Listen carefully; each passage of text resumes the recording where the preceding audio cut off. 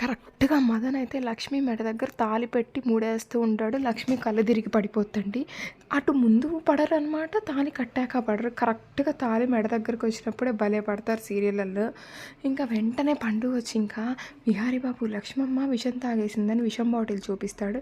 వెంటనే అయితే విహారీ అయితే లక్ష్మిని హాస్పిటల్‌లో అడ్మిట్ చేస్తాడు. మదన్ ఎంత బకరా అవుతాడంటే మదన్ అడుగుతాడు, "అసలు ఆ లక్ష్మి మెడలో తాళేంట్రా అసలా?" అని అడుగుతాడనమాట. అసలు లక్ష్మికి ముందే పెళ్ళయిందా?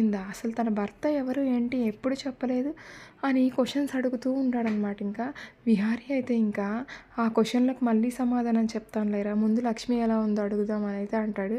డాక్టర్ వచ్చి చెప్పేస్తానమాట లక్ష్మి బతకదని. ఇంకా లక్ష్మి బతకాలంటే ఆ దేవుడే కాపాడాలి అని అక్కడ హింట్ ఇచ్చిపోద్ది అనమాట, దేవుడు కాపాడాలి అని. వెంటనే విహారీ అయితే గుడికి వెళ్ళిపోయి శివుణ్ణి అయితే ప్రే చేస్తూ ఉంటాడు.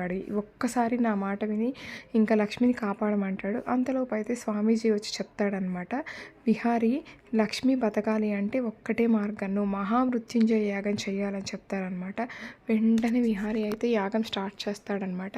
యాగం చేస్తూ ఉంటే అక్కడ మన లక్ష్మిలో అయితే కదలికలు వస్తూ ఉంటాయన్నమాట. ఇప్పటికైనా విహారీ అయితే ఆపేసేయాలన్నమాట లక్ష్మికి పెళ్లి చేసే ప్రయత్నాలు. యాక్చువల్గా ఊరు నుంచి లక్ష్మి వాళ్ళ అమ్మ నాన్నని కూడా పిలుచుకొని వస్తాడండి. ఇంకా విహారీ అయితే మదన్కి లక్ష్మిని ఇచ్చి పెళ్లి చేసి ఇంకా వాళ్ళ అమ్మ నాన్నకి జరిగిందంతా చెప్పి లక్ష్మిని అయితే వాళ్ళ అమ్మ నాన్నకి అప్పచెప్పాలని చూస్తాడు. ఇంకా వాళ్ళ అమ్మ వాళ్ళ నాన్న అయితే ఇంకా గుళ్ళో వెయిట్ చేస్తూ ఉంటారనమాట. ఇంకా విహారీ అయితే ఫోన్ చేసి వాళ్ళ ఫ్రెండ్కి చెప్పేస్తాడు, వాళ్ళ అమ్మ వాళ్ళ నాన్న ఏదో ఒకటి చెప్పి హోటల్లో ఉంచురా తర్వాత కలుస్తానులే అని. ఇంకా ఏం జరుగుతుందో అయితే చూద్దాం. Thank you.